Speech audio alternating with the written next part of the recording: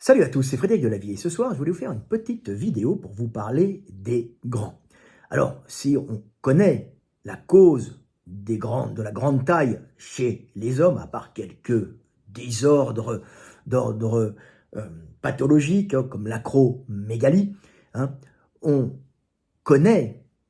la cause dans les populations de la grande taille générale. Dans les populations, on s'aperçoit qu'il y a des tailles qui sont des populations qui sont plus grandes que d'autres, et on sait que c'est génétique, et on sait que cette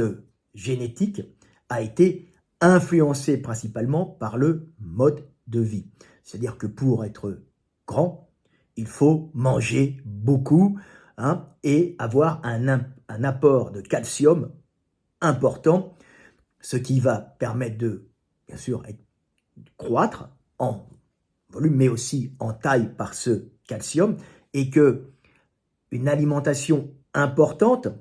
sur une population importante avec un apport calcique important, donc assez de calories permanentes avec un apport de calcium important sur plusieurs générations, va entraîner la conservation des individus ayant des gènes pour pousser en hauteur, c'est-à-dire des gènes activant la prolifération cellulaire osseuse au niveau des cartilages de conjugaison, ce qui va faire que ces individus, sans manque de calcium et avec un apport calorique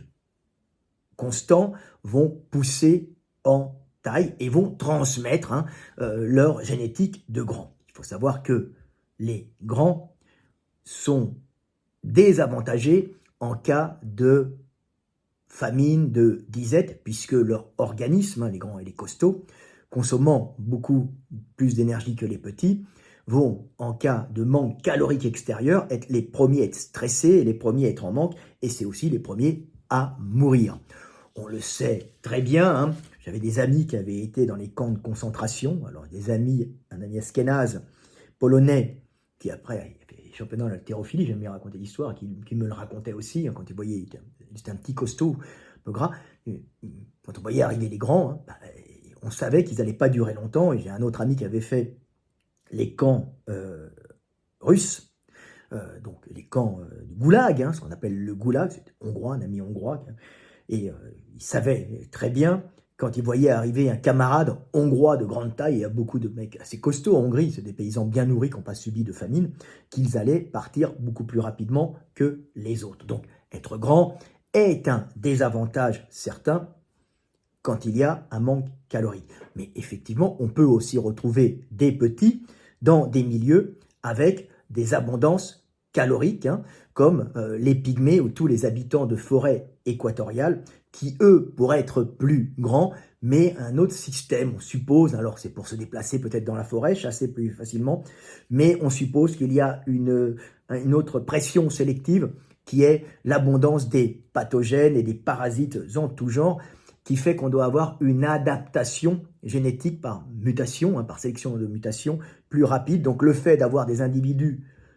plus petits, moins lourds, donc plus nombreux, va générer la possibilité de trouver une adaptation génétique, donc une mutation pouvant s'adapter à un milieu rempli de pathogènes en tout genre qui eux-mêmes évoluent. Donc c'est une espèce de lutte où tout le monde évolue pour s'adapter à celui qu'on va parasiter ou qu'on va coloniser, ou pour essayer de lutter contre celui qui va vous parasiter, qui va vous coloniser. Donc l'avantage d'être petit, par exemple en forêt pour les pygmées, indirectement, c'est le fait d'avoir la possibilité, dans une population plus nombreuse, se nourrissant sur un territoire, puisqu'on va être limité par l'apport calorique, même s'il y a beaucoup de nourriture, par exemple chez les pygmées, c'est de pouvoir avoir plus de mutations et plus de chances de trouver la mutation faisant survivre le groupe à long terme. Donc c'est très intéressant. Mais la véritable grande question est, quel est l'avantage d'être grand? Alors l'avantage du grand, on sait que les grands, par exemple, se trouvent toujours dans des zones d'élevage, et on peut voir qu'en Afrique, les gens qui sont grands, c'est les gens qui ont l'enzyme lactase, souvent, c'est lié, et qui sont les Dinka, les Peuls, les Maasai, même les Tutsis, qui sont des éleveurs, et qui vivent aussi du lait, et qui ont un apport calcique et en général qui ne subissent pas trop de famine puisqu'ils ont une alimentation régulée, alors pendant des milliers d'années, hein, le monde a évolué, avec une maîtrise de la nature, une maîtrise de l'élevage, donc une maîtrise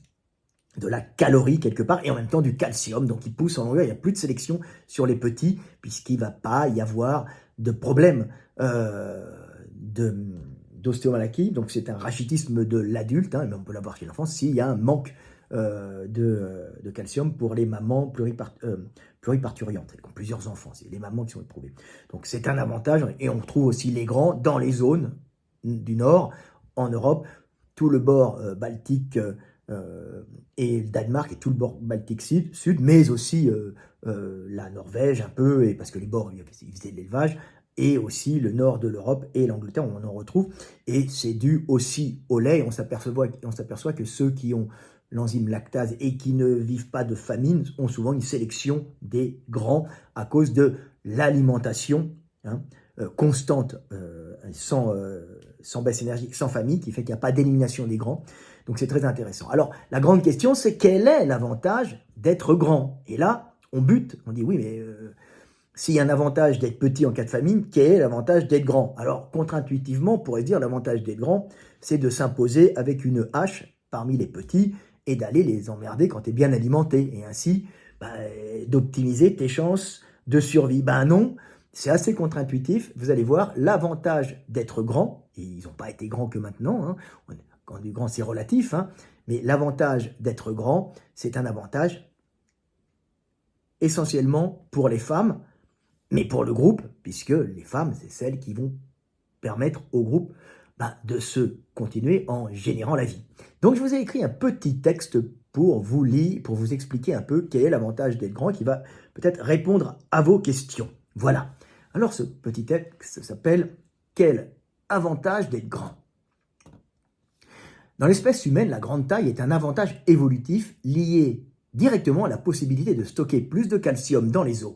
Calcium permettant aux mamans d'avoir plus d'enfants qu'elles feront croître en elles et qu'elles allaiteront sans faire de carence calcique pouvant entraîner un rachitisme de l'adulte incompatible avec une vie en bonne santé et entraînant plus ou moins long terme l'impossibilité de se reproduire correctement.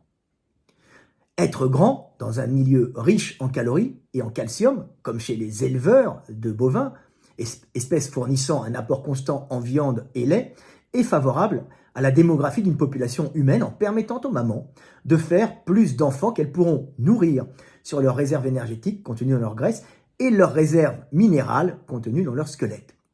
Cet apport énergétique et minéral que les bovins auront permis aux mamans humaines d'accumuler dans leur corps pourront aussi compenser une forte mortalité infantile à cause de causes microbiennes en permettant aux femmes de faire plus d'enfants sans s'épuiser. Cette grande stature, donnée par l'abondance énergétique et calcique, permettant de conserver dans la population les centaines de gènes liés à la taille et programmant la prolifération cellulaire de nombreux tissus en de nombreux endroits du corps, devient un terrible handicap en cas de famine, et qui est une baisse drastique des apports caloriques et minéraux. Ainsi, ne trouvant plus assez d'énergie et de minéraux nécessaires au bon fonctionnement et à la régénération de leur corps, les grands s'affaibliront, mourront avant les petits, plus économiques et donc plus résistants aux famines. Ainsi, contrairement aux idées reçues, être grand n'est pas principalement un avantage pour s'imposer par la force en dominant les petits, mais en milieu à calories et calcium constants et abondants, être grand devient un avantage important pour les femmes qui pourront donc faire plus d'enfants bien portants, tout en restant en bonne santé et en pouvant les nourrir sur leurs grandes réserves énergétiques et minérales corporelles. Donc, si elles sont grandes, elles peuvent puiser plus de calcium pour leurs petits et plus d'énergie qu'elles ont accumulée sans faire d'ostéomalacie, c'est-à-dire de rachitisme, et sans tomber en manque énergétique, puisqu'en général, l'apport calcique, lui aussi, avec un apport de graisse et un apport de minéraux, puisqu'on va utiliser chez les animaux d'élevage le lait, la viande, et voilà, donc et la viande et la graisse. Donc c'est un avantage énorme. Et la graisse contenue aussi dans le lait, le beurre. Donc c'est un avantage énorme en cas de constance énergétique, c'est-à-dire qu'en cas d'apport constant énergétique, donc sur de nombre de plusieurs générations, ça devient un avantage en permettant, malgré qu'il reste des pathogènes dans le milieu, de mieux vivre et même de faire plus d'enfants, même s'il y en a qui meurent, plus d'enfants en bonne santé. Donc, c'est un avantage pour les mamans, essentiellement, qui vont rester en bonne santé, puisqu'un homme grand ou un homme petit, ça n'a pas... l'importance n'est pas fondamentale, mais une femme grande aura un plus grand squelette et pourra récupérer ce calcium pour le donner à ses petits, qu'elle va d'abord faire croître en elle, et en plus qu'elle va nourrir après de ses propres réserves énergétiques en lui donnant le sein, par l'allaitement. Donc c'est un avantage important, mais pas un avantage en cas de crise. Donc quand les gens sont plus petits, en général, c'est qu'ils n'ont pas de calcium, et s'ils sont maigrelets et pas très musclés, c'est en général, et un peu de gras, dans les climats chauds, c'est qu'ils ont eu des famines, donc ça sélectionne aussi les gens plus gras et moins costauds pour pouvoir résister aux famines passagères. Donc dès qu'il y a des famines, tu as élimination des grands et tu as conservation des grands sur de nombreux temps, mais c'est un avantage parce que ça permet de faire plus d'enfants et donc d'avoir une démographie positive. Donc c'est favorable à la vie, mais uniquement s'il y a une maîtrise du milieu par l'élevage. Voilà, c'est toujours intéressant de comprendre ça. Et puis dans les forêts équatoriales, on est petit, on est quand même costaud. Par exemple, chez les Indiens d'Amazonie, on est quand même musculaire, mais on n'est pas grand, mais on n'est pas très lourd, souvent pour une cause de résistance bactérienne et aussi peut-être de se déplacer en forêt plus facilement, de chasser plus facilement dans un milieu couvert où la grande taille n'est pas forcément un avantage. Alors bien sûr, la grande taille peut maintenant avoir des avantages et c'est sûr que si les femmes vont aimer les hommes grands, c'est aussi culturel, c'est-à-dire que c'est des hommes issus de lignées bien nourries et qui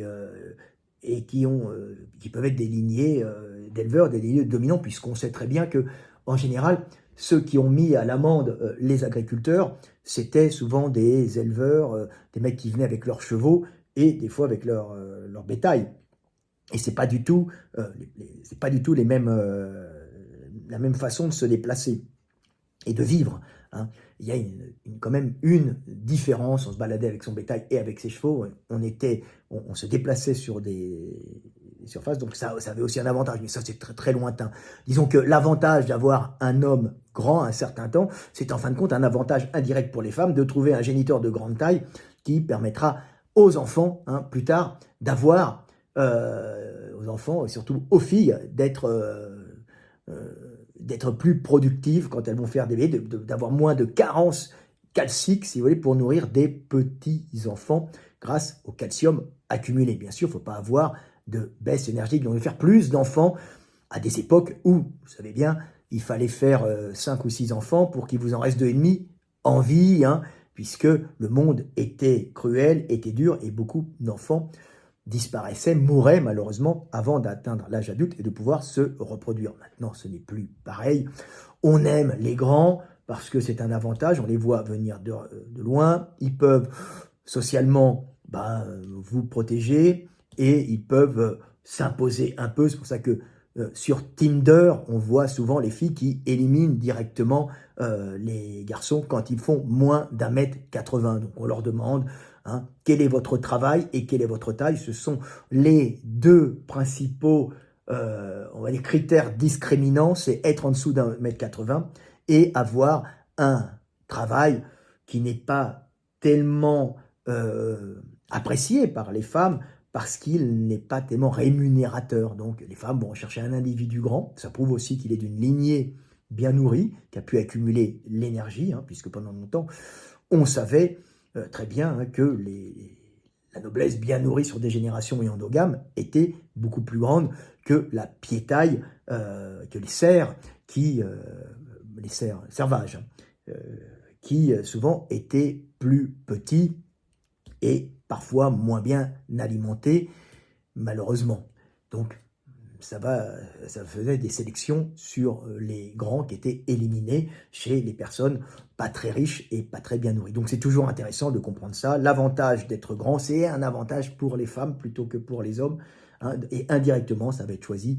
par les femmes. Donc ça reste dans l'inconscient collectif. C'est mieux d'avoir un homme grand, bien qu'on peut être comme Sarkozy, épouser un top modèle musicienne et chanteuse, hein, plus grande que lui, à partir du moment où on a du pouvoir. Mais si tu as un pouvoir modéré, être grand peut prouver aussi que tu es issu d'une lignée bien alimentée depuis des générations. C'est inconscient tout ça, mais ça joue. Mais l'avantage réel, c'est de nourrir, de pouvoir nourrir des petits sur une réserve alimentaire importante. Et ça,